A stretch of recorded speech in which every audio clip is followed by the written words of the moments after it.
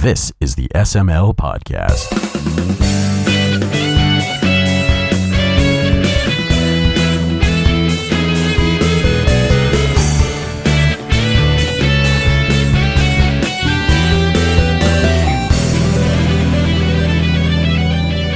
This is not going to be the Cookie Cast. No, there's only one left, so it can't be the Cookie Cast. Like when you're talking to me with a mouthful of fucking cookies. But it's so entertaining. And I get to eat cookies. It's a win-win. You know? No, it's not. It totally is.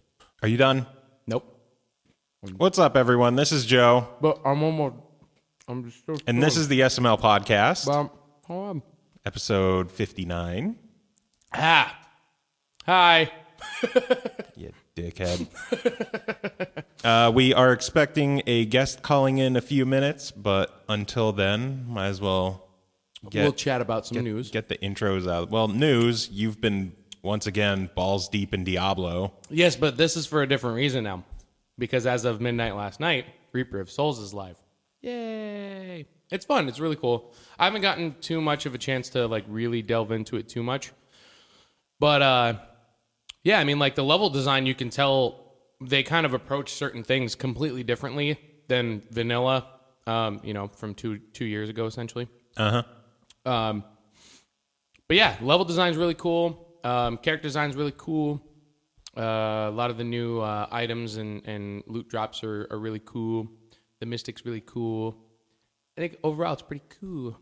It's good. I think I'll have more to report on it like once I can play it more than just 2 hours. So, but yeah, so far I'm happy. Bitch. And I really like how they implemented like introducing the patch into the live game.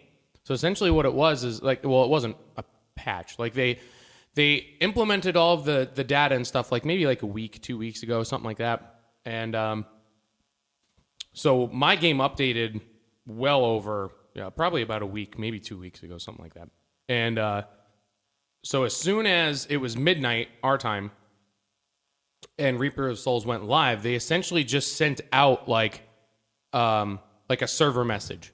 And it's just like, Reaper of Souls is now live. Have fun. Like, and you're like, oh, okay, cool. You didn't have to exit the game that you were currently in, because like I was playing the game. I was still progressing all the way up until the end of Act 4, which would be killing, well, spoilers, killing Diablo. What? Yeah, you killed Diablo, right? Diablo.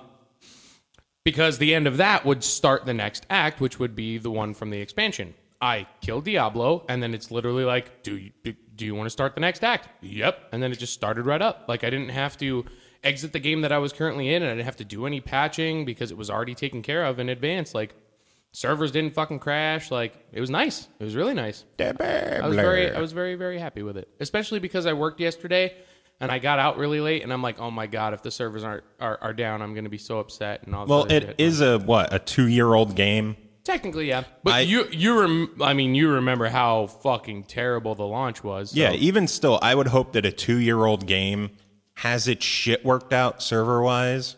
You would think that a game company like Blizzard would have had their shit together when it got launched. Mm-hmm. But it didn't. So 2 years later, I would definitely expect it. Well, yeah.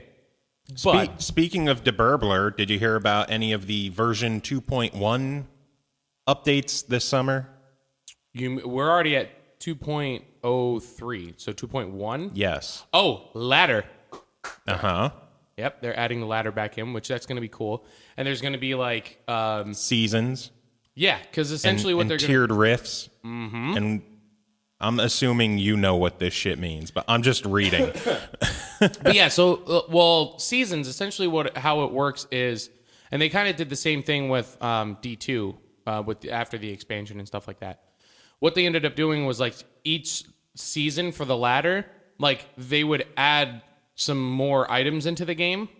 And essentially what the ladder is you're just trying to level your character up to a certain level and experience points and whatever, as quick and as efficiently as possible to reach the leaderboards of your class or your region or whatever.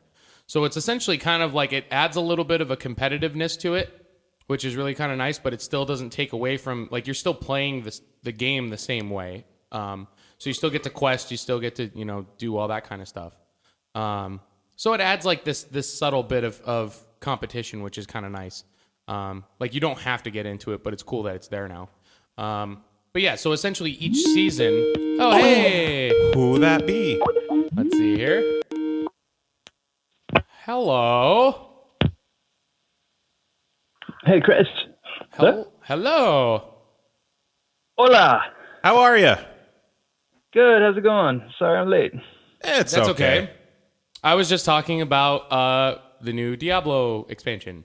Yay. Oh, But all right. now that our guest called, no more Diablo talk. Nope. I'm cutting myself off. I'm not going to talk Diablo. Unlike last week, where 45 minutes was devoted to your obsession of Diablo. I know. But anyway, we have a special guest who obviously just called in. Would you like to introduce yourself, good sir? Hi, I'm Nero Gonzalez. I made Destructoid that one time. That one time, and it's just been going on ever since, right? Yeah, it's like a long-running joke. It's like it's a joke on everyone.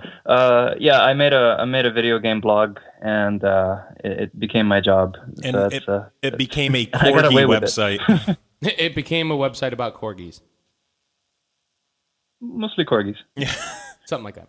So So, how are you? I'm doing great. I'm resting from GDC. It was quite a production this year for us. What kind of good stuff did Destructoid do at GDC?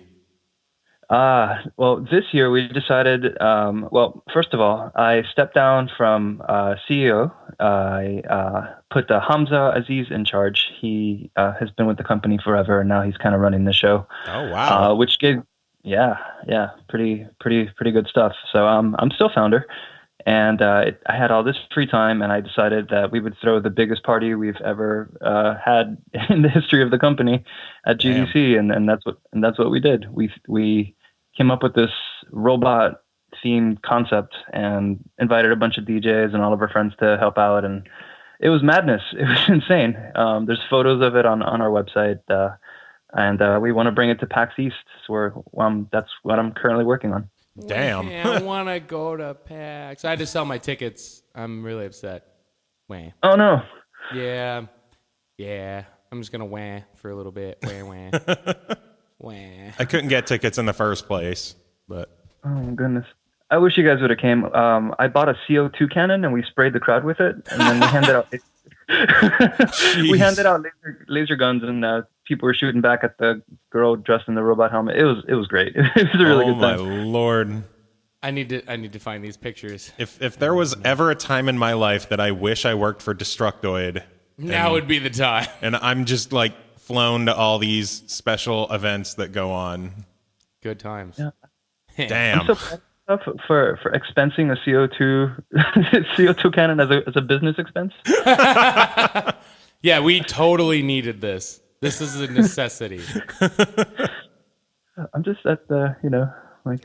We can't Yeah, throw a look- bitchin' company party without a CO2 cannon. That's true. It's true. I mean, like, what are you gonna show up with? A fucking potato gun or a marshmallow launcher? Like, nobody wants that. We had no idea how loud it was going to be, and I think we upset some people. Oh my lord. Next time you'll Oh, just God. have to take a trebuchet with you. Oh goodness! Oh, man. It was. So I found a 20-pound gallon of this the CO2 stuff, and I couldn't figure out how to get it home, so I just called a taxi, and so I'm trying to kind of like hide it behind me as the taxi's pulling up, so he wouldn't like drive away. I'm trying to be subtle about it, trying to get into the back of a taxi with a giant canister of. CO2. Oh, yeah, Wow. he was very nervous. I pointed at the non-flammable sign, and he was okay with it. This is not explosive. I swear. Oh man. Oh my. Wow. Well, thank you so much for having me on the show, by the way. It's a real treat. I rarely get to do these things. I am really, really glad that you can make it on. So far, we've had Nick Chester on and Dale North on, so we're just trying to plow through the Destructoid lineup. We're just like, gonna eventually like have every single person that's ever contributed for the website on. Well, I That tried. might take a while, but we'll do it. Yeah, I tried talking with Colette to get her on, but the whole working with HLN thing, she can't do anything else. Oh, that's too bad. She's really funny. Yeah. So now that you have stepped down as CEO of Destructoid, what's next for you? Well, I'm still involved. I still have like an advisor role, I guess, in all parts of the company. Max Scoville took over our video department, so I'm working with him on some stuff, and helping Hamza kind of shape the next 2 years. Nice. We want to do a really cool thing for year 10. We just celebrated 8 years of Destructoid, which is crazy. Yeah, same day that I celebrated 6 years with my wife. So Really? yeah, Oh, congratulations. 16. Coincidence? I think not. Have you ever heard about this website called Destructoid? Oh my God, take me right now. Something like that. maybe. You never know. I just imagine that's kind of how the conversation might have gone. Pretty much, yeah. Yeah. Goodness, 6 years, huh? Yeah. So it's 8 years for us, and 10 years is going to be ridiculous. So I'm trying to start, planning on what that's going to be. Oh, you're not going to enlist the help of the band 10 years, are you? There's a band called 10 Years? Oh, Chris. Yeah, please don't. What? I like them. I figured you would. Shut your whore mouth. They're like modern rock, so Chris doesn't like it if it's popular. That's not true. I have a raging hard-on for Lady Gaga and Sarah Bareilles at the same time. Well, Lady Gaga might have a raging hard-on for you. Hey, I would take it gladly. Do you guys know Grimecraft? Grimecraft? One more time? Grimecraft? No. I think his name is Clark. He played at our party. He was amazing. He's kind of a chiptunes EDM guy. Who else did you have playing there? Mike Hill and Ray, who actually used to be our video guy. Oh, Gutierrez? Yeah, Gutierrez. Nice. So he did. Yeah, it was a pretty good mix of. So Mike Hill is more of like chill out music, and Clark, and then Ray was like hard. we went pretty hard at midnight. Nice. I was honestly expecting to hear A Rival played there because he plays everywhere. He does. He's getting around. He's really Yeah. He played our PAX Prime last year, I believe. There Nice. you go. Good guy. Yeah. Popular Point fellow. taken. Yeah, he was showing off some of his games at our room at MagFest this year. Nice. Oh, Which- yeah, the Pixel Noir stuff. Yeah, which, by the way, I'm sad you didn't make MagFest this year. Yeah, total bummer. I was out of the country actually. Wow. That's a legitimate reason. Yeah, usually, yeah. He was actually at the Brotel party last year. Yeah, that's where I first met you, good sir, at the Brotel party at MagFest. that was good times. I'm still really upset that I actually don't have any pictures of myself from the Lumbergent party this year. I'm very upset because I was dapper as fuck. Actually. You were looking good. I had a turtleneck on and everything, man. I was ready.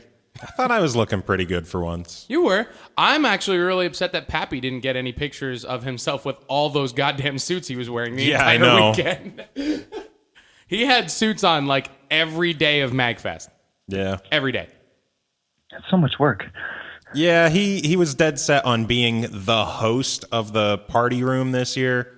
And I think immediately after MagFest, he's like, yeah, it was fun, but I'm never doing that again. Yeah. Because he didn't get to have any fun. Yeah, I roll in like sandals and shorts. That's kind of my MO. Yeah. I wish I could wear shorts in January and not feel cold. I love shorts. I can't wait until I can wear shorts now. I'm actually really upset that it's almost April and I can't wear fucking shorts yet because it's snowing outside. Oh, suck it up, pussy. Put shorts on. But it's snowing outside. snowing. I'm so upset. In high school, I had a friend who wore shorts every single day of the school year. The guitar player from Ethereal Collapse, I've never seen him in anything but basketball shorts. Nice. Like, I've never seen him wear something other than basketball shorts. Ever. Ever. Like, I'm pretty sure I may have seen him at some sort of formal event, and he was wearing basketball shorts because that's all he owns. Were they dapper basketball shorts? No. And that's the thing. Like, he didn't even try to make them like a solid color. Like, it was like it's one of the ones where it's like black with like a red swoopy stripe going down the side and then Nice. like outlined in blue and like, yeah, no, it's fucking bad. So, Destructoid. Yes. What led you to create Destructoid? Where did all that come from? Oh, goodness. Yeah, so many, many moons ago, when I was working in a soul-sucking advertising job, I had all my friends over for my birthday. It's actually the same day that we had our GDC party. So we started the company. It's also my birthday. I'm 36 now. I'm 33, so I'm right there with you. Yeah, getting old, man. I was 2 days after you, March 18th. So. Well, happy birthday, man. Happy Happy birthday to you, too. We're Pisces buddies. Yeah, we're Pisces buddies. I can't swim for the fucking life of me. I think the only Pisces that you're aware of are Reese's Pisces. Yes. They are delicious. Which means that Nero is delicious. Yeah. You guys are too cool. So anyway, in ye olden days of 2008, In the olden days, When I graduated high school. Oh god, I think I was 26 or 27. We were all just kind of like shooting the shit, playing Shadow of the Colossus at my house, and pondering where we could like run away to from our jobs that summer. And that's when the Wii and the PS3 were announced, and we were also excited about the news coming out of E3, and we're like, oh, what? Why don't we try to sneak into E3, or why don't we try to go? And obviously we got rejected because we were nobody. And so we started looking into it, and we figured out that blogs can get press credentials, and there's certain circumstances where if you had like a certain amount of page views, then you would qualify for a media badge, which I thought was ridiculous. I was like, oh my God, we can build a WordPress blog tonight. And my friend had like a bikini blog or whatever, and he started linking Detoid articles to it, and I started sending out articles to Joystick and Kotaku, and basically just trying to figure out what kind of articles they would link to from external sites and trying to write those. So like my stuff was like, how to build a computer for less than, what Dell's charging for their gaming PC, and this screenshot is obviously, doctored, and, there's no way this game's going to look like that. So I was basically hating on press releases. And, that was kind of my MO. And it was filthy. Like it was just cursing and anger and filth. And it was really raw. And I think it resonated with a lot of people because it was just, there was no filter, right? And that, that's kind of like the spirit of Detoid. We're just guys that love games, and we're really passionate about it, and we're just nuts. The name Destructoid just kind of sounds like just angry. I couldn't find like gamewebsite.com that wasn't taken, so I just started coming up with funny names, and Detoid came up, or Destructoid. We called it Detoid later because no one could spell it. I fucked it up because I had for whatever reason I put DIS instead of DES because I'm a retard. But yeah, we got it eventually. I mean, I remember like Joe. What was one of the first ways that you found out about Destructoid?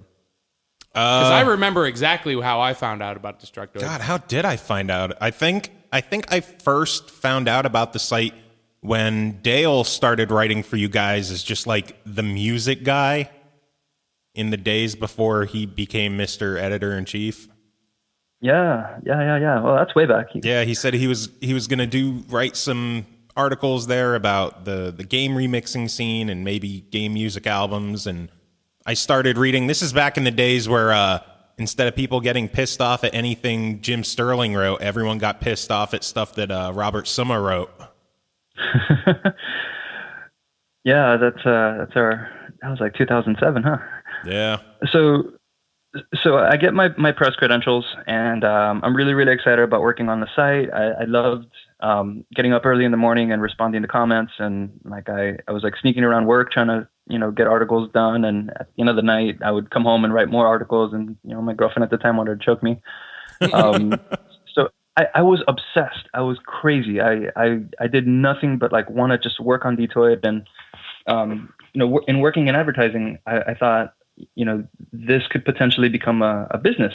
If I work hard enough at it, if I can get enough viewership, I can make this my job. And I was just, I was hell bent. I was insane. So E3 rolls around, and I'm looking at, how do I promote Detoid at the event? And I'm looking at, the prices for booths, and, like the minimum buy is like, $10,000 plus another $800 for Ethernet cable. And that gives you like a table.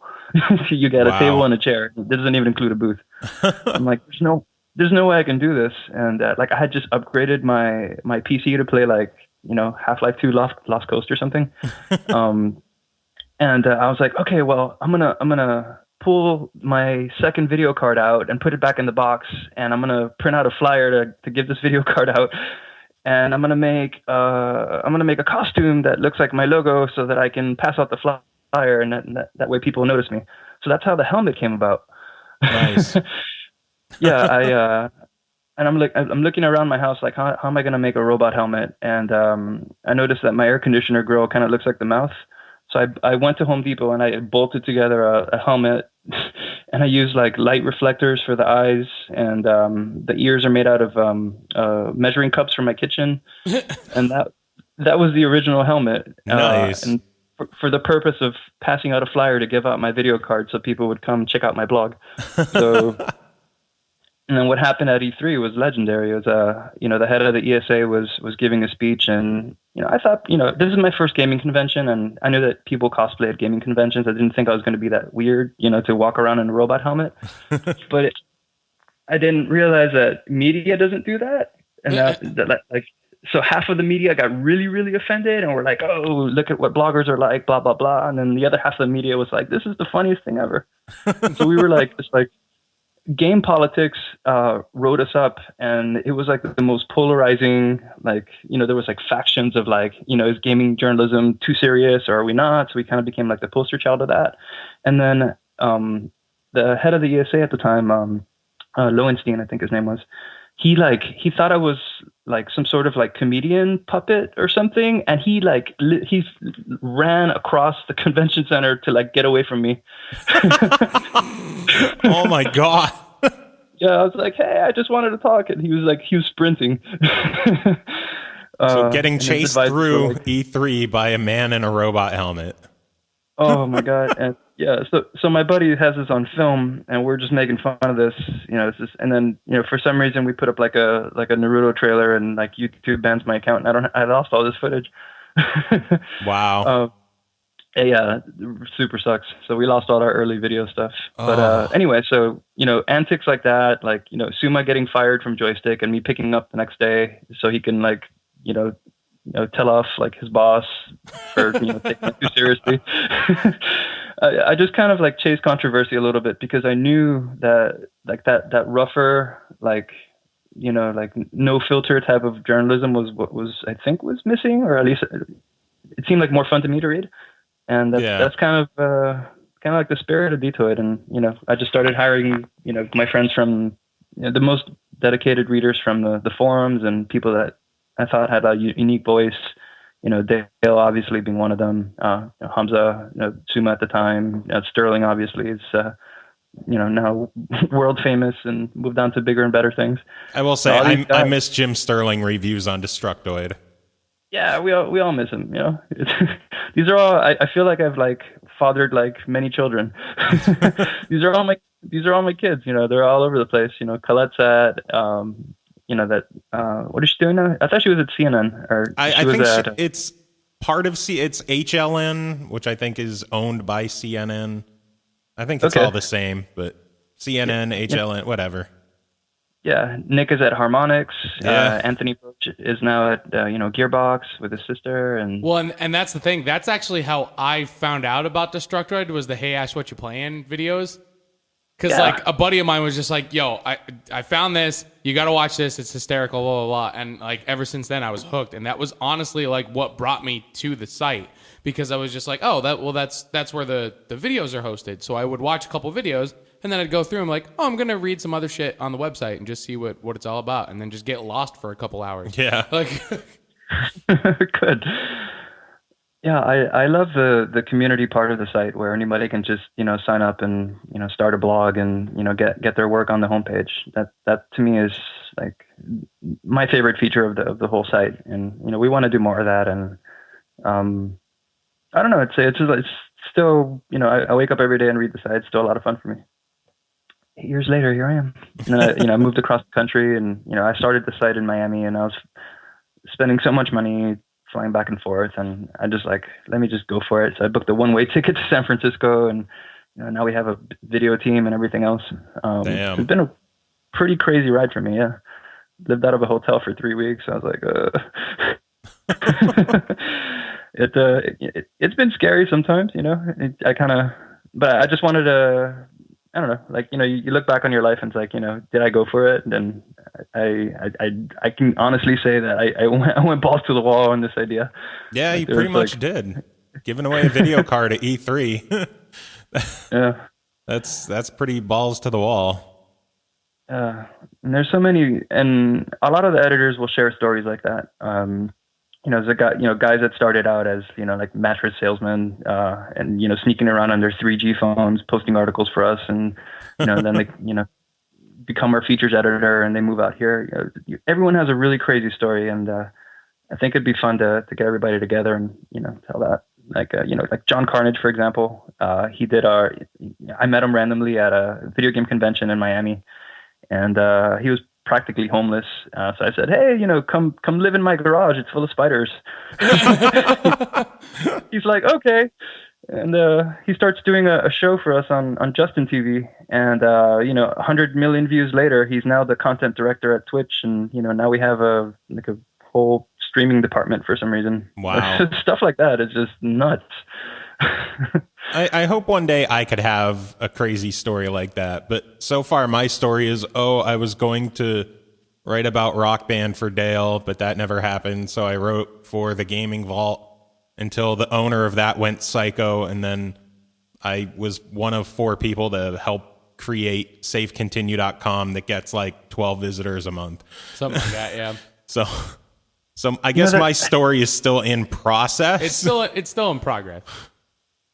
It's a common thing though that you said, now that you say that, I feel like a lot of sites that started at the same time we did sort of imploded, just kind of, what do you think that is? Like, I feel like, maybe it's egos, there's a lot of like passion and talent and, kind of come together to do these things. Sometimes they clash. I think a lot of it with a lot of sites, it's just an overabundance of gaming sites. Like we're at the point on the internet where anyone can make a blog. Yeah. Anyone can start a site. Anyone can do anything.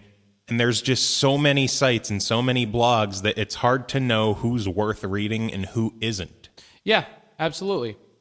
That's why, I mean, like I've actually been trying to push for more video content, mainly just because like there's so many people that like, and I'm one of them. Like I've been finding myself like watching more YouTube videos than I do reading blogs. And it used to be the other way around. But I think nowadays it's just like, it's a little bit more relaxing and a little bit more, I guess like stimulating to actually watch and hear stuff going on as opposed to like having to read it and interpret it myself, I think just like the communication's a little bit clearer, in that vein. So that's why I think, like, I honestly think video is going to start, like, taking over. And that's what I liked about Destructoid is because, like, you know, doing the Hey Ash, what you play and stuff, like, you know, they would essentially, like, do mini game review portions of games, like, and saying, like, this is a good thing, this is a bad thing. But, you know, it's a 2-minute, 3-minute video, and they're adding a bunch of other stuff on top of it that, like, you don't realize that you're getting, like, information until you actually, like, go and think back to, like, oh, yeah, they really didn't like this about this game, and they didn't really like this about that game. Like, it's just a very creative and unique way of kind of, like, going about that, as opposed to just, like, typing down, this game sucks because this, and this game's cool because of this. Like... I'm still of the opposite mindset where I still prefer to read stuff. I kind of avoid video reviews and video. I would rather read something and listen to music in the background or have TV on in the background. But that's the glory of different sites where they have everything. Everything. Yep. So if you want to watch a video review, you can. If you would rather just read something, that's there too. Oh yeah, I totally know what you mean. I've been trying to get, for example, we have forums, and I'm like, you know, I meet people that only use the forums. I'm like, hey, you know, why don't you, you know, try blogging, or, you know, try the, you know, we have a chat system now, or, you know, something like that. But it seems like certain kinds of users just prefer, like, their little part of the site. Like, they don't really, like, talk to the other part. It's just a thing. Yeah, I would love to blog more. Like, if I wasn't writing for Save Continue, I would probably go back to using my Destructoid blog, because I used to do some stuff on there a while ago, and I just kind of fell out of writing until everything happened, and I started working with the Gaming Vault and now Save Continue, and, like, all my writing now is just news stories for that. Or the first time I did, like, an actual legit article was about it being a year since the end of Rock Band, and that went live on Bleeding Cool last Friday, which it felt pretty cool to have an article on a site that gets traffic. Yeah, more than double digits. It's not Destructoid, but who knows? Maybe that'll still happen. I just got to bribe enough people. Something like that. I figure if I interview all of you, it'll get to the point where everyone knows me, and they'll be like, why the fuck don't we just have him? It could be one of those things where it's just like, it's almost like a I don't want to say a pity fuck. Yeah. It's like, wow. Joe's really giving it his all. Like, why don't we give him one? If I ever start writing for Destructoid, that'll be my introduction. It's like, hi, I'm Joe. I'm the pity fuck hire for Destructoid. You'll see, like, Totally. You'll see 3 things from me, and then they'll never ask me again. If we can get that, like, as your title printed on the business card, I think that would be Joe Camisa, pity fuck hire, Destructoid.com. yes. That'd be fantastic. It is all in your hands now, Nero. Oh man, we let editors choose what gets printed on the back of the card. I don't want to know what you would go with. It would be a giant sausage, a very large sausage. That'd probably be something Earthbound related, Or yeah. or Rock Band. You on a bicycle? Yes. It would be you on a bicycle as an Earthbound sprite. God. Perfect. Nailed it. Or hell, we could always try sneaking the SML podcast on Destructoid. Oh yeah. Get it on 3 sites now. Then we'll totally break double digits. Totally. It's almost guaranteed. Yeah. So I mean, like, I don't know, man. So the Destructoid thing going on for about like 8 years now, like, do you ever find yourself to the point, I mean, I know that you said that you still enjoy doing it. Is there ever a point where you feel like there's something else that you would really want to implement with the site, but you're just not sure how it would get received? Yeah, we've tried all kinds of stuff. And you know, there's always that insecurity that, you know, maybe people are getting bored of the site. You know, how do we stay fresh? You know, what do we try? We've tried all kinds of stuff. We've tried to like do deals on the site. We've tried to have like some sort of like meet up and play social network thing.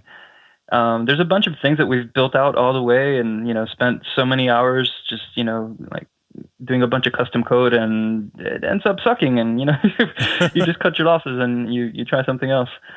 And even our video stuff, like we'll come up with a a new series, and we'll do a couple episodes, and no one cares, and then you just scrap it and you move on to the next one. Like if you're not like I don't know, like the best advice I can give people is like, if you're not failing constantly and measuring it and then iterating on it, you're just not going to get there. Like I've made a bunch of terrible things constantly.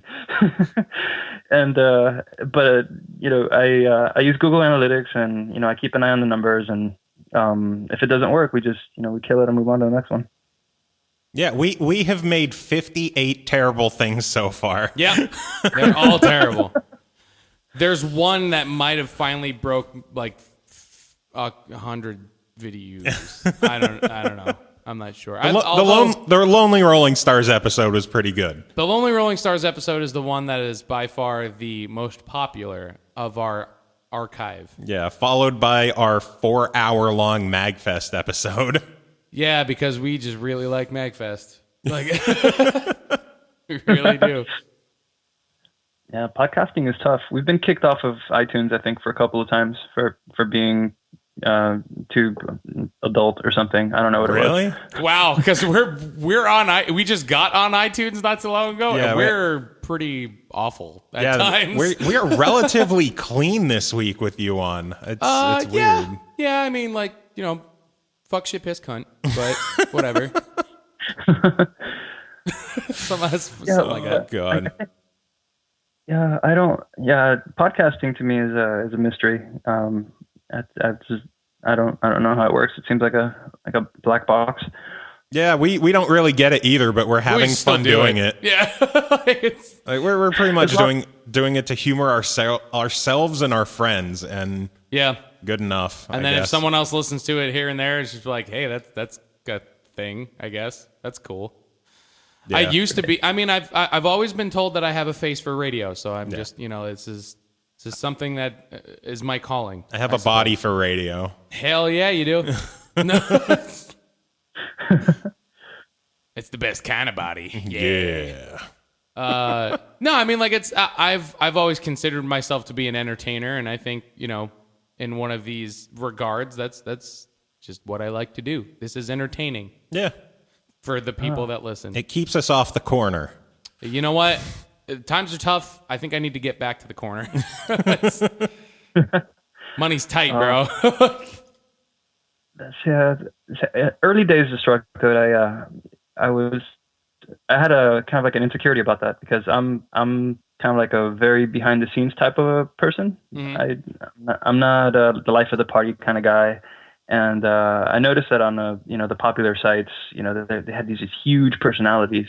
So even though it was my blog, I quickly learned that I had to take a backseat and find, these guys that just have the gift for it. And I think that that's also a thing that maybe holds some websites back, where the guy running the show wants to be like the forefront.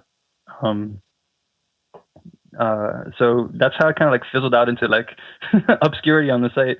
I just realized that like there's people that just did the job so much better than me, that I went from being editor-in-chief to like being completely invisible. Yeah, but you know what? That's just realizing how to run a good business. I mean, if you know that there's someone that does something better than you, instead of holding the company back, letting that person take the reins, that's just smart business. Yeah. That's just how I look at it, Yeah, it was hard on the ego, but I was like, maybe I'm not such a good writer. Like, what is this AP style? I've never heard of this. I'm the king of run-on sentences.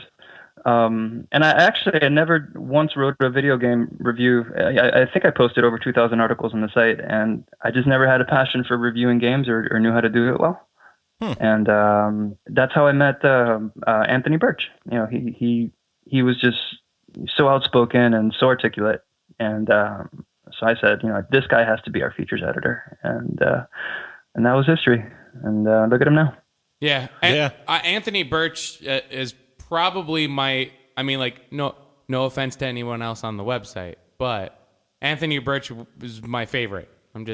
He's my favorite. I got to meet him at PAX last year, and he was the raddest dude ever. Like, he was really, really cool. Yeah. And I mean, like, and he's just like, and really, like, as you said, like, articulate. Like, he's smart. He's a smart guy. He knows what he's doing, and he's not by any means just kind of like going through the motions on anything. He's very passionate, like, just all around, just really good dude. So. Yeah, he's like half my age, and I felt dumb. I was like, he's you'd think he's like a personality, by his videos, or like he's, that's not really him. And he's that person all the time. Oh God. Yeah. which is great, because like I watch the videos and stuff like that, and I'm like, I wonder what that guy would be like in real life. And then I met him, and I'm like, that's what he's like in real. Fucking awesome. That's exactly what it's like. Yeah. It's great. It's fucking great. So, out of all the employees that you've had over the years, who do you think are some of the most standout people that you've had write for you? Standout people. Like, you've already talked about Anthony Birch and how he's just insanely articulate, and everyone knows where he's gone to now. Yeah. And just amazingly talented. One of my favorite game franchises of all time now. Yeah. I would imagine Jim Sterling has to be near the top of that list with all the notice he's gotten. Yeah, Jim is great. Let's see. So, going over the years, Aaron Lindy moved on to work on Gears of War, I believe. Wow. Yeah, he did. He was our first. He was one of our first Podtoid hosts. He was fantastic. He wrote some features for us. My favorite article he wrote was entitled "Real Men Play Gradius." Yeah. Nice. Yeah, he was really funny. I miss working with Chad Conselmo, who is now over at Nintendo Golden Harris. He was just full of energy, and he never in a bad mood. Just funniest guy, obsessed with dolphins. I was just going to ask if he ever bought a dolphin. Oh God. Well, like, I think it was a bunch of community members got together and like pitched in money so that he can go swim with the dolphin. And like, there's a photo of him like crying. That's awesome. Isn't that something? That's so cool. I love the internet. Right? He, Colette, Topher Cantler, and Alex Ryan used to do a podcast called Retro Force Go, which I miss dearly. It was a retro podcast, just one of the funniest podcasts I've ever heard. They had an amazing chemistry. Those guys have all moved on to jobs in the gaming industry.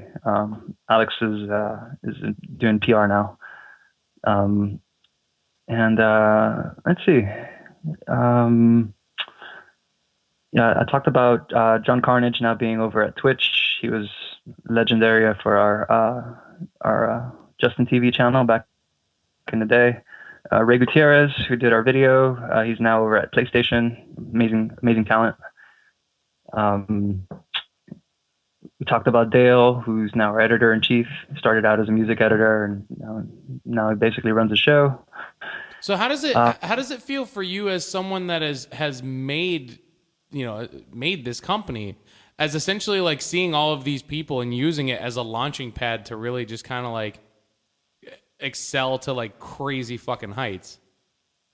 Yeah, that's to be honest, maybe like 3 or 4 years ago, I would have said it was like heartbreaking because it was really, really hard to let go of these people. Yeah. But it's kind of like letting like your first kid, go to college and move away, and like, your wife's in tears, and then she gets over it.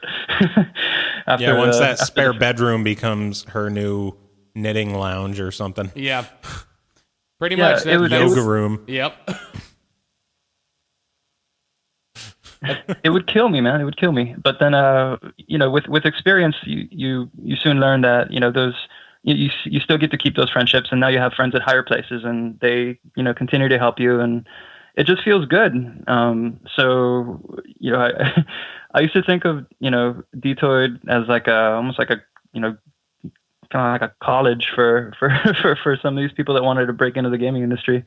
And now I really embrace it. I want people to go places, and there's only so much you can do with a gaming site, and we have a limited number of jobs. We're still independently owned. We didn't go out and get venture capital or anything. So I can't keep these kids forever. So I'm very, very proud.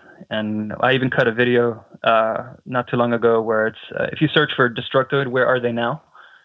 Yeah, I watched that. That was really cool to watch too. It's amazing. I'm so proud of what these guys have accomplished, and I'm really happy to be a part of it and help people break into the gaming industry, and I'm kind of like paying it forward. How does it feel to know that there's people out there who look at Destructoid as possibly a stepping stone to actually working in the game industry? I think it's great. Like they don't just look at you as, oh, I could write for you, or I could review games, or I could be a writer. They look like, hey, if I work for Destructoid and I write for them and I work hard, I could be in the games industry. I think it's great. I'm more than happy to be that person. Guys come in here, they work really, really hard. And, if they move on, it's because they deserved it. And, people notice. So I completely embrace it. That's very cool. I mean, it's really cool when you can sit down and talk to someone that that's so highly involved with a company and something that you've kind of, you look up to as, a major player in the industry, because that's exactly what I consider Destructoid to be. Yeah.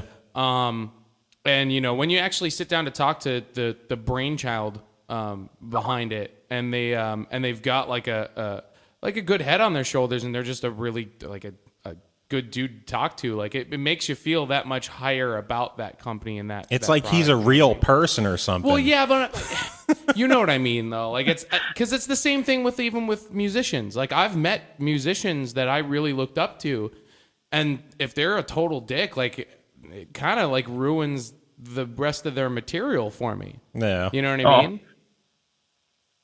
So it's really cool when you can kind of meet those people and they're chill and they're cool. You just like, it makes you want to be even more involved and want to use their product or site or what have you more. Man, I'll never forget how lucky I am to be doing this. I wake up every day and just like, I get to do this for one more day, I feel super blessed, and there is no way I would have a big head about it. You just can't. It's very, very cool. So one thing that we like to do on the podcast every week is we like to at least talk briefly about what we're currently playing. So if anything, if you do have time to play games, what are you playing right now? Oh, last night I was working on my 3D Mario. Excuse me, my 3D Mario code. I just got to the frozen area. I think it's the third level. Nice. I got a Wii U for my parents, and we added each other on Miiverse. So I'm like leaving notes for my nephew. And yeah, see, people, the Wii U does not suck. Actually, I'll have to add you. I was looking at the shop, and I was like, God, I don't really want to buy anything. Oh, Mystical Ninja, but I already own it. Yeah. Please tell me you got Earthbound. Oh yeah, I just picked it up. Okay, good. I never finished it when I was a kid. So I literally just started playing Earthbound like maybe 3 weeks ago. That's your homework. That's your homework. Well, yes, I've rescued the neighbor's kid from the meteor. That's where I'm at. Nice. I will get to that game eventually. No, you won't. Yes, I will. Yes, I will. You'll be too busy playing Diablo. Currently, yes, I will be too busy playing Diablo. Yes. I'm fighting crows, and I don't know that it's a really witty game. I like the writing quite a bit. I love the music. I've always loved the music in Earthbound.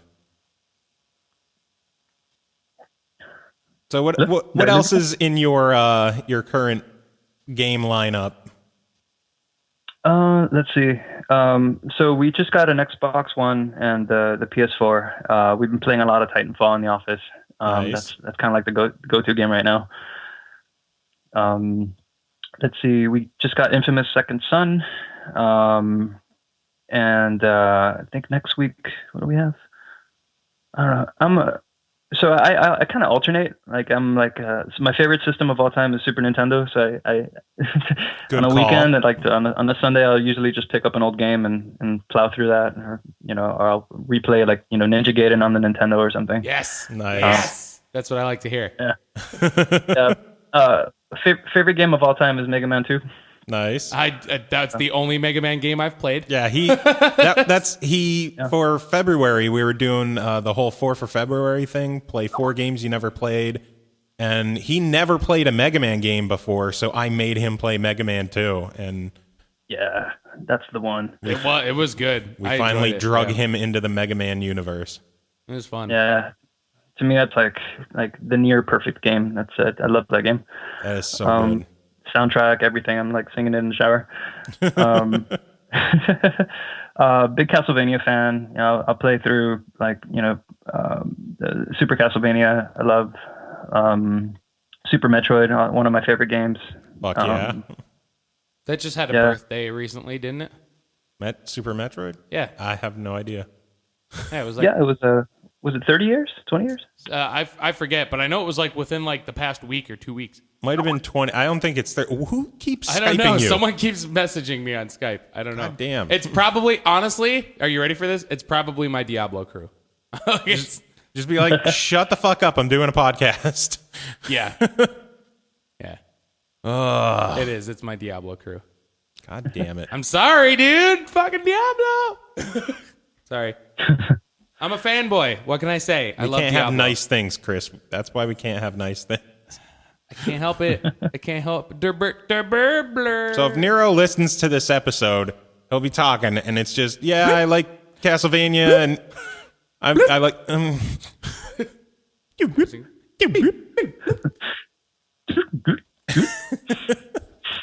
Exactly. Precisely. I'm sorry. I can't. I don't want to like send them a message because then they'll respond like idiots. All 4 of them.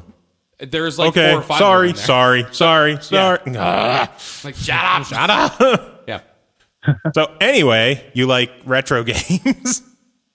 Yeah, I do love Super. them. Yeah, Super Nintendo was like my system. Like I just loved it. And, So if you I also loved RPGs as well. if you Played a really bunch of liked those. your Super Nintendo, then you obviously have played Killer Instinct, correct? Yeah, of course. Okay. So now that you have an Xbox One in the office, you need to play the new Killer Instinct, and you need to let me know how that is because I really enjoy it. I enjoyed it a lot. So I would love to know other people's opinions because it seems like everybody else that I talk to, they'll just be like, yeah, it's okay. I'm like, yeah, but it's really good. I'm like, yeah, it's okay. Like, but it reminded me a lot of the original, and I dug it a lot. I was a big fan. Big fan. It looks super polished. I have to check that out. It's so beautiful. Oh, it's so beautiful. Like, it is a really, really pretty game. All those particle effects. Yeah, it's really nice. Yeah. Yeah, Throw the it's first fireball with Jago, and you just see it explode, and you're like, wow. Pretty.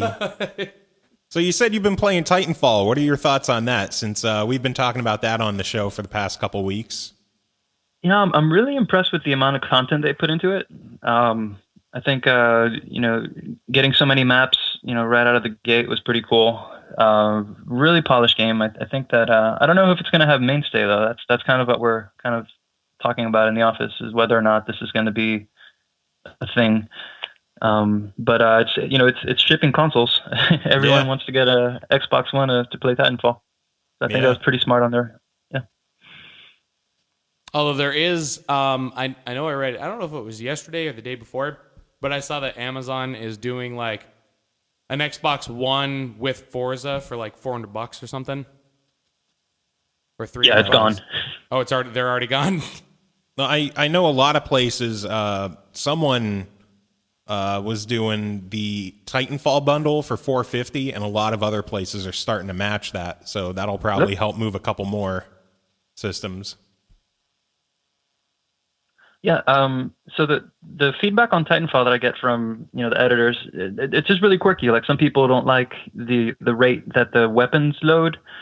Some people complain about screen tearing.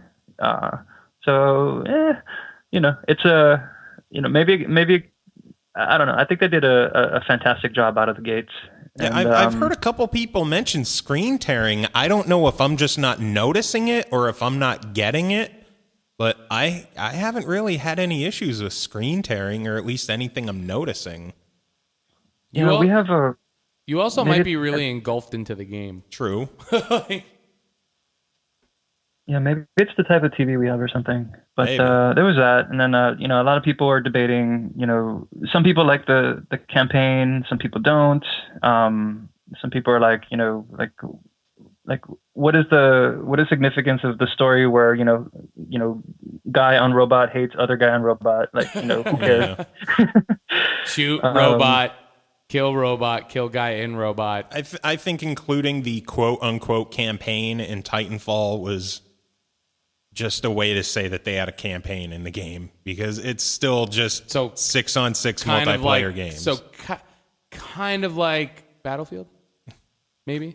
I don't play Battlefield, so I don't know. Yeah, it reminds me of old school MechWarrior kind of, where it's just like, there's a mech, have fun, like go break stuff. Like Genome.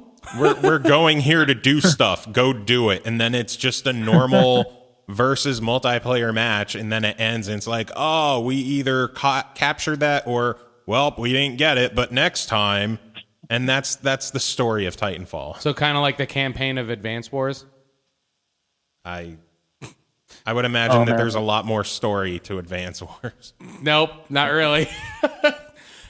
Force is pretty cool. Yeah, go fight this guy over at this place because he's there. Did you win? Cool, good for you. Go fight this other guy at this other place because he's there. Who's the tank over there? Technically, that could be said about a lot of games. Yeah, I mean, to be fair, Advanced Warriors, the way that I look at it is, Advanced Wars is essentially just it's a modernized chess, which I'm perfectly fine with. Like, it was almost like a Game Boy RTS kind of shit. It was cool. It was awesome. I loved it. That's a good analogy. I agree with that. Yeah, I played the shit out of that game. So you said you were also playing Second Son. What are your thoughts on that so far? Oh, we're doing a live show tomorrow at 2 p.m. Pacific. So I haven't got my hands on it yet. We're saving it for tomorrow. Oh. No, unfortunately, we can't hype that because this episode goes live on Friday. So you had your live show 3 days ago. How was that live show that you haven't had yet? Was it good? It was amazing. Oh, so good to hear. Yeah. So that's a thing. So I'm looking forward to that. And I've been playing. So favorite music game of all time is Rhythm Tengoku on the GBA. Nice, very nice. I've been playing a lot of that on the train. Have you played the Wii version at all? Yeah, I didn't finish it. I had it for a minute, and then I moved, and I think I gave it to somebody, or I lent it, and I've been meaning to pick it back up, but I never finished it. Yeah. You had it for a hot minute. Oh, Jonathan Holmes is another one that I should mention, who is legendary, and he loves that game. He's a Wii fanboy. I enjoy my Wii. I do. Yes. I love my Nintendo systems. I honestly, and I've said this on the podcast multiple times, but I'm gonna say it again. All I really need to be happy in gaming is I've got my PC that's built up really nice, and I want my Nintendo system. Because if I want something casual that I just want to sit and just lounge out and fucking pick something up and play it for a while, best company that I could possibly think of that does that really well is Nintendo. If I want a really hardcore, crazy gaming experience that's just really fucking, just really Then you'll absurd, get a Panasonic 3DO. Then I will get the fucking R-Zone. Yeah, Tiger R-Zone. One of these days, I'm going to get an R-Zone. I know I still have one. I have to find. It might have gotten lost in moving, but like, I mean, it's not in my possession, but it has to be in my family somewhere. Like maybe my brother has it. I'm gonna have to ask him because I know he still has my 64. So We'll have to track down an R Zone and give it away in a contest. Considering we already gave away a Gamecom yeah, we did that. on the podcast. Would you like an on live? I've got a couple of those hanging around And somewhere. on live? Oh God, Send them over. We'll give them away. Yeah. we love giveaways. Our Save Continue contest sponsored by Destructoid. How mixed up does that get? Yeah, right. That'd be interesting. And we advertise it on Bleeding Cool. So Let's just throw in some other shit and see what sticks. We had the new Crazy Taxi City Rush. It's like a mobile game. Yeah. Sponsor our plugin, and I have a ton of that left over. If you guys want to give some of that away, I can ship some your way. That'd be awesome. Actually, Cool. I just looked into that and it looks fucking awesome. Like Tim mentioned it last week, didn't he? yeah, I think Ashley downloaded it, but me and my Windows phone, I can't. Your Windows phone, man. I love the phone, but just the game lineup is so small compared to everyone else. But I love the phone. I love it. You should probably get something that's not a Windows phone. I'd love to get an iPod again, but one of these days. Oh yeah, shoot me your mailing address and I'll send you some stuff. Sweet. Nice. We'll have to swap gamer tags and shit too. I'll play some Titanfall with you. Done. Something else that you should look into if you're having fun with Titanfall. I have been having equally as much fun with Plants vs. Zombies Garden Warfare. Oh yeah. I am having a blast with that game. I actually kind of want to check that out on PC really bad. If it's that's on PC, isn't it? I think that was the biggest surprise of E3 last year. Was we were like, what the fuck? Yeah. It's so much fun. I'm jumping between that and Titanfall every other night.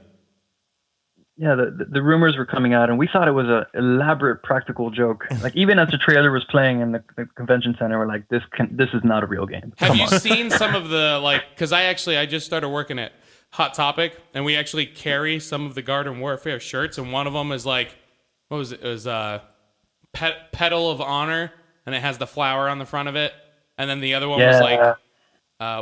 It was a Dead Space one, but I forget what the hell they. I just got Ashley a Grass Effect shirt. Yeah, that's her anniversary gift. Grass Effect. yeah. So, Yep. it's fun. I'm speaking of games. I can't believe. So last year I snuck into. Go ahead. You go ahead. I was going to say last year, as E3 starts to set up their booths or whatever, we're always kind of sneaking around the convention center looking for like rumors and like leaks. Taking photos of like crates and like trying to sneak around security. So we found a bunch of these posters for Garden Warfare, and we just thought they were making fun of AAA video games, like, because they hadn't announced it yet. So I'm like, oh, that's funny. Look at them, making fun of Call of Duty and stuff. And then it turns out to be this game. And it's fun. Did you finally get a chance to check out Dungeon Defenders to see if you got the comparison that I made? No, I haven't tried it yet. It really reminded me of like a Dungeon Defenders-esque type of thing, but there's more stuff going on. But it really reminded me of that game a lot. I don't know. I'll try it eventually since it was free on Xbox. Dungeon Defenders 2, that should be coming out like really, really soon. I don't know. Really soon. So. But as I was about to say, speaking of games that I can't believe are real, I still can't believe that Angry Birds is having an RPG. What? Yeah. Yes. Are you kidding me? Bring this up. I need to see this. Bring it up on your phone. I need to see this like right now. Even I didn't actually watch the trailer. I just saw there's stuff a trailer for it? What the fuck? Angry. Like the kart racing thing, I could see them doing a kart racer because everybody's got a kart racer for kids. You remember the Nintendo one? But yeah, like or not the Nintendo one, the fucking Nickelodeon one. That's what I meant to say. But yeah, kart racer, Angry Birds, sure, I get it. RPG, like what kind of RPG were we talking? Like Final Fantasy-esque RPG? I think so. Hold on, I'm pulling it up here. Oh God. I feel dirty because I Googled it, and while I'm talking to the owner of Destructoid, I found a Game Informer link as the first one. Sorry. Yeah, it's all good. You son of a bitch. Angry Birds Epic. There. Oh God. I don't know if they have a trailer there or not, but it's let's a real thing that exists. An Epic soft launch? What? I know. Turn-based adventure RPG. What the fuck? Crafting will play a large role. Well, of course it will, because they want you to fucking pay for all these crafting bits. What the fuck? Microtransactions, of course. Craft armor potions. This is what this podcast lives for. Moments where Chris finds out that Angry Birds has an RPG. What the fuck? Live on the show. What the fuck is this? But how do you feel about the Diablo auction house? I'm so glad it's closed. I'm so fucking glad it's closed. Oh no, we're gonna get into. Although I will say this, if it wasn't for the auction house, I wouldn't have the fucking expansion right now, because I was able to sell enough on the auction house to pay for the expansion before it went under. So, me being broke, I'm kind of glad that happened. But yeah, the auction house was just breaking the game. Like, nobody was playing the game because they were just like, oh, I'm just going to go on the auction house and try and get as much gold and or real money that I can. Oh, here we go. I found the Destructoid story about Angry Birds Epic. You could read that one instead. I will. I would prefer. Just for you, Nero. Oh, that's okay, man. I read Game Informer like everyone else. See? But much appreciated. I really, you know what though? Like already, I already like the first intro line so much better than the other one. Because here it is if Angry Birds Stella was Rovio playing it safe, in quote, or not in quotations, but parentheses, make the same game, but the bird is pink. That way girls will know it's for them, even though girls and everyone else already play Angry Birds. The newly announced Angry Birds Epic is the opposite. So I like that. That's good. Jesus Christ. Yeah, man. I can't believe that. I can't believe they're making a fucking RPG. I just love your reaction to this. Like this is to its existence. It's not necessary. This is absolutely not. And there's a picture of Lady Gaga looking like a normal person. Right under believe that. Was that one of the ads at the bottom? Yeah. But yeah, see, Lady Gaga is a real person. Fuck you, Joe. Leave Lady Gaga alone. Oh, and it's that fucking ad with like the lady with the foot body. Something like that. I don't know. God, I hate that. Oh, yeah, that's the worst. That's the worst. I hate that. That's good. But yeah, so fuck the auction house. I'm glad it's gone. Rest in piss. Goddamn fucking auction house bullshit. You just had to bring up the Diablo auction house, didn't you, Nero? Oh, I opened Pandora's box. Yes, you have. No, it's fine. It's an open and shut case. It sucked. I wish it wasn't. I wish it didn't exist at all. There was no need for it. Fuck the auction house. I'm glad it's gone. Period. Did you guys see that Muscle Cat game that came out of GDC? Muscle Cat? I'm interested in both accounts. Okay. Yeah, I haven't heard anything. This is a difficult one to explain. You're just gonna have to Google it. It's like there's so much weird indie stuff at GDC. There was like a sleeping bag that two people can get into, and like you make like this like caterpillar type motion, and that's how you control the game or something. Some funny stuff. What the fuck? What? I could go on for hours. There was a lotion bottle controller that some Japanese guy made. A lotion bottle controller. Yeah. Huh. Yeah. If it wasn't Was for it like still the indie stuff that comes functional out of- as a lotion bottle? Yes. Yes, that is a thing. That's okay. So apparently that's the point. Now I understand like incorporating weird things into controllers and or computer towers because when I was younger and I had a lot of time on my hands, I built a computer tower that had a working faucet in it. And then I also had another one. No, that's no bullshit. A working faucet. A working faucet. There was a water line going through it because it was cooling everything. And then if you wanted to, you could release the water out of the front of it. And then it would just, yeah. So anyway, so there was that one. And then I also made another one that was coin operated. So like it essentially ran the power supply on a timer. So like you had to put a quarter in every like 20 minutes or 30 minutes to keep the power on for the computer. Oh my God. Yeah. So I understand like people like incorporating like, electronics into weird like everyday kind of shit and vice versa. But I don't think a lotion controller, I don't know. Normally you don't want to have those two mixing. Is it for a hentai game? It's specifically for a dating sim. on browser based. That's what it was for. And it was hosted by Newgrounds. The microtransactions are the pumps. Yes.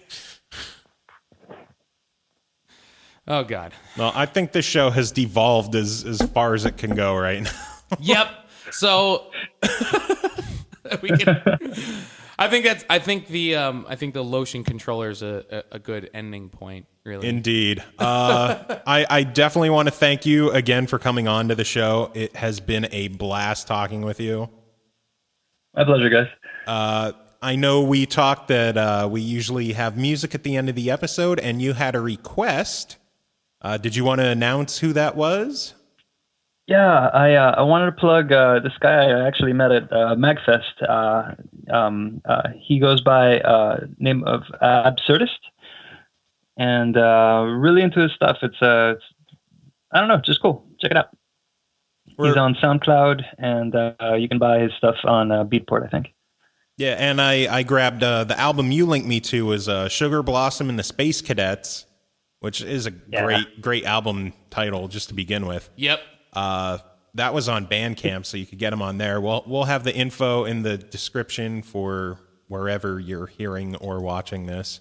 Whether it be YouTube, iTunes, SaveContinue.com, Bleeding Cool, Reddit? I don't think we're on Reddit. I don't know. 4chan? Who knows? Maybe Nero will put a post on Meat Spin. What? No. No. I don't know.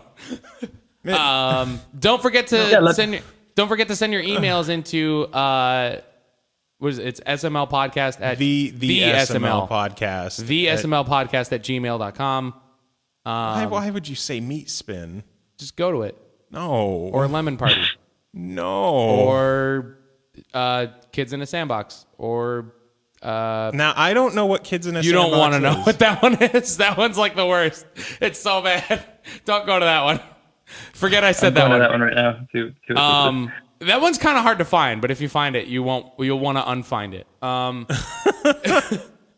Or now I'm curious. No, what the fuck is it? I don't even want to describe it. Like it's just nope. Will we get kicked off iTunes if you describe it? Maybe. Oh Lord. Either that or the Pain Olympics. Just go to the Pain Olympics. Don't do that either. Actually. Why do you keep saying this stuff? I can't help it. It's a problem. Yes, I have Tourette's. God, I hate you. But yes, the Absurdist, the album Sugar Blossom and the Space Cadets. Were there any specific songs you wanted played off that, or just whatever? I think the title track the first track is amazing. He just set up a table like in the hallway at MagFest, and he was just going at it. And nice. People were just freaking the hell out. I thought it was a great album. Nice. All right, so we'll play that, and the link's in the description. And thanks again to you, Nero, for joining us. And do you have any final words for our listener? No, thanks for listening. Check us out at detoid.com. We do it for fun. And I don't know. Thanks so much, guys. It's been amazing. Yay! Cool. I was waiting for something smart-assy or... Yeah, we normally do like a go fuck yourself or I don't know. So, okay, well, we'll try this again. Nero, do you have any final words for our listeners? Go die in a fire and follow me on Twitter at Detoid Nero. And at Dale North.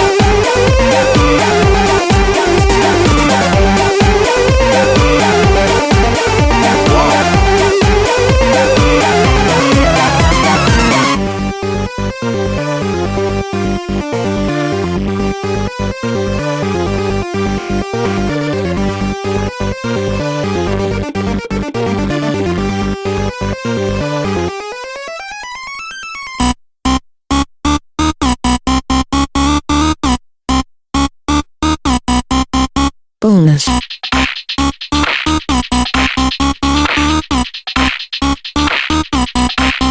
Bonus.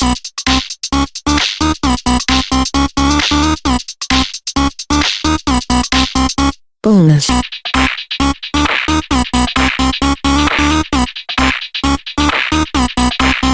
Bonus.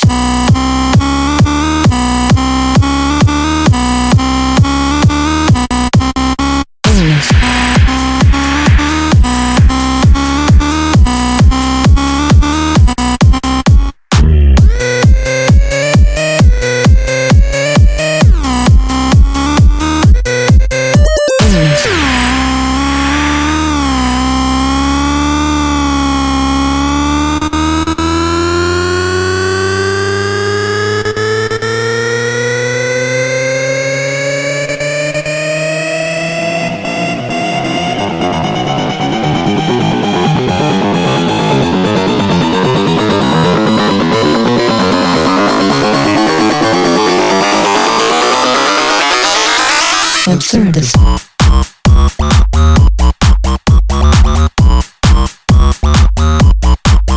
Bonus.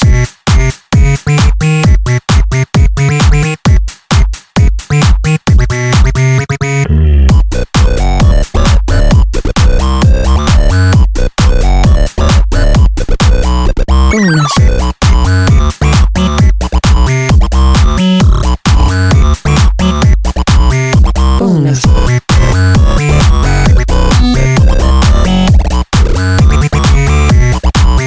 Bonus.